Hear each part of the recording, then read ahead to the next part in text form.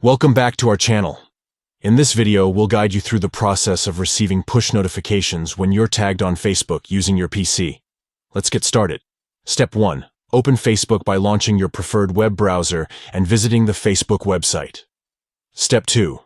Locate and click on the notification icon situated in the top right corner of the screen. Step 3. Click on the 3 dots next to the See All button. Step 4. From the drop-down menu, select Notification Settings. Step 5. Look for Tags and click on it to open the settings. Step 6. Choose between Anyone, Friends, or Friends of Friends to determine who can tag you. Step 7. Toggle on the switch next to Push to enable receiving push notifications when you're tagged.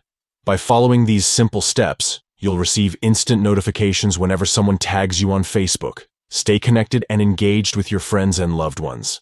If you found this tutorial helpful, please give this video a thumbs up, subscribe to our channel, and hit the notification bell to stay updated with more useful tutorials.